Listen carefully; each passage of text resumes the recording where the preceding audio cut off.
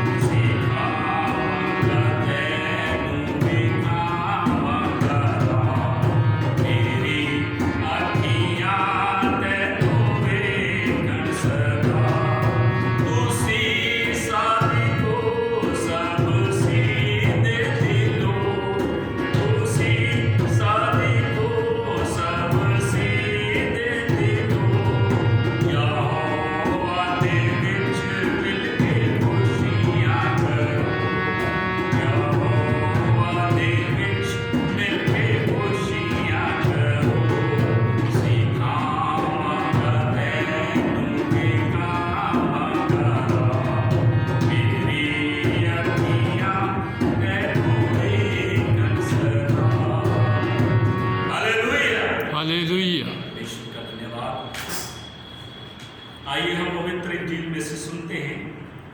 खुदा की पवित्र इंजील संत मत्ती रची सुसमाचार उसका 7 अध्याय और उसकी 21 आयत से लेकर उसकी 29 आयत तक।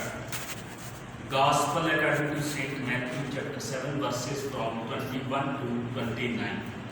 मिलकर कहेंगे, ऐ यीशु मसीह तेरा जलाल हो, आमीन।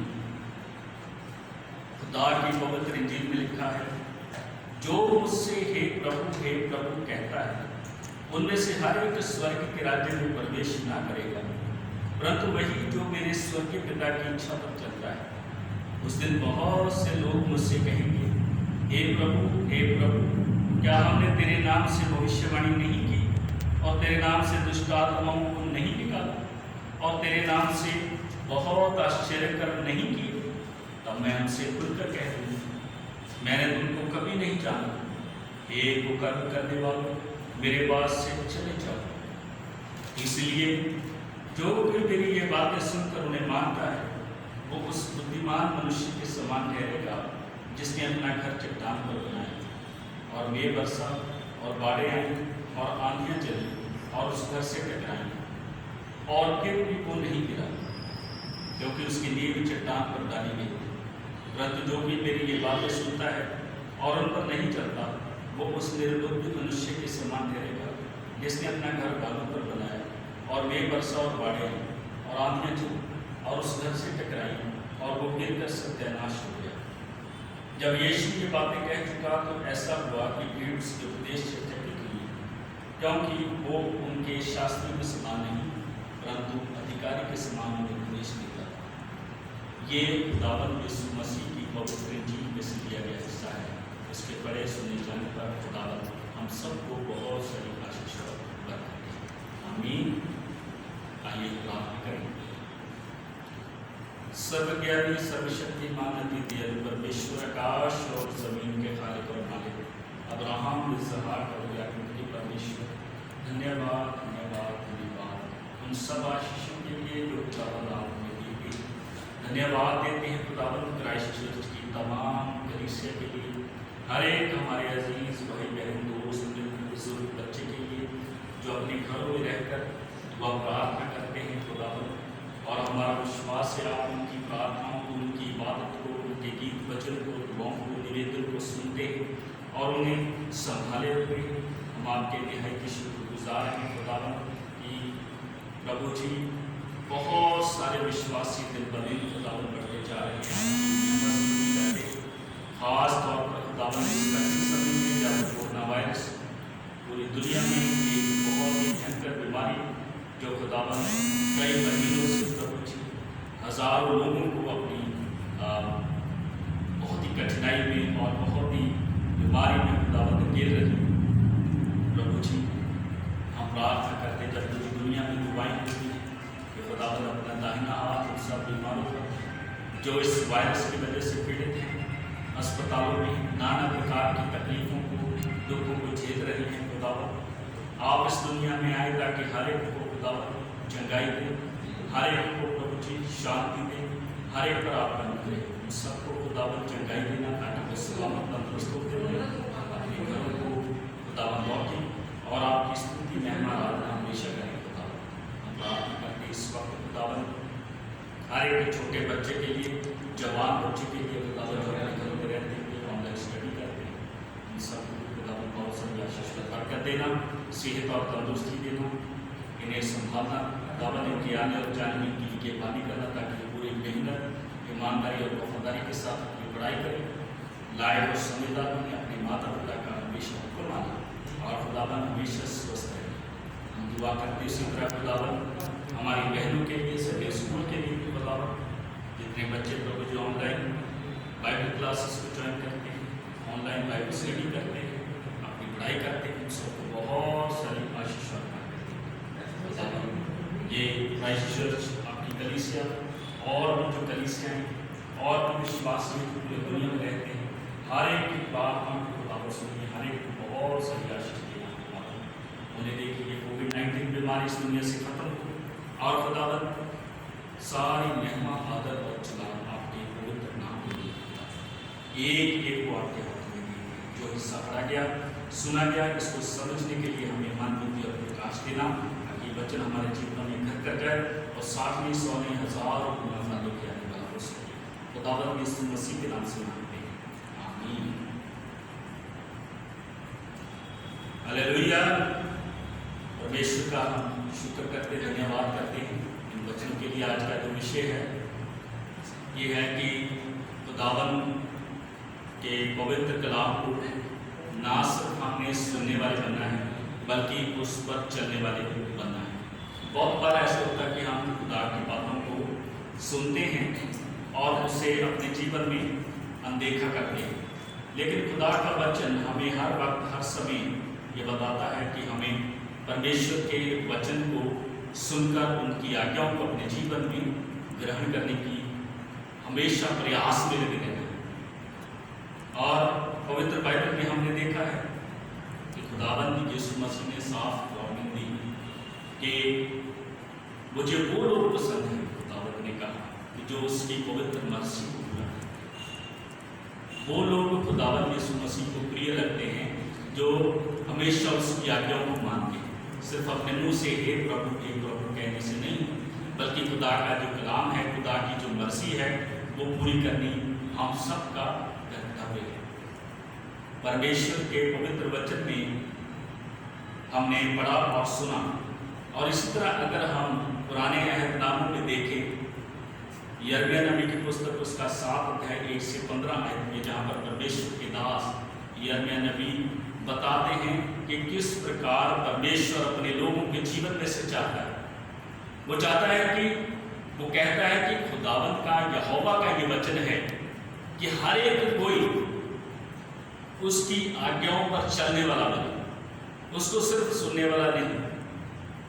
कि परमेश्वर का दास यिर्मयाह नबी परमेश्वर के वचन को लिखते हुए बोलता है कि हमें अपने हृदयों को पवित्र करने की जरूरत है, हमें अपने मन को साफ करने की जरूरत है, हमें हर एक बात को जो अनर्थ कहलाती है उससे दूर रहने की जरूरत है, और परमेश्वर की आज्ञा को अपने जीवन में ग्रहण करने की जरूरत है। क्योंकि यहोवा का ये वचन है जो यिर्मयाह 7:1 से 15 में लिखा। खुदावंद ने कहा, अगर तुम मेरी आज्ञाओं का पालन करते हो, अगर हर एक बुरी बात से तुम दूर रहते हो, अगर अपने मन को साफ और शुद्ध रखते हो, तभी मैं तुम्हें इस नगर में बसे रहने दूंगा। हम परमेश्वर के वचन में से पढ़ते सुनते आए कि खुदावंद जो दया करने वाला, करुणा करने वाला, वो अति क्रोधित भी होता है जब हम उसकी आज्ञाओं से विमुख हो जाते हैं, जब उसके हुक्मों को, उसकी मर्जी को हम अनदेखा करते हैं, जब वो सारे काम हम करते हैं जो परमेश्वर हमें मना करता है, तब परमेश्वर का क्रोध हमारे जीवन में आ जाता है। पुराने अहदनामे में एक बड़ी सुंदर रियल स्टोरी है नाबोत की, कि किस प्रकार नाबोत के जीवन में जब कठिन समय आया तो किस प्रकार जिसने उसके जीवन में उसको हानि पहुंचाई, राजा अहाब ने, तो उसका आगे जाकर परमेश्वर का क्रोध कैसे उसके जीवन में आता है। अगर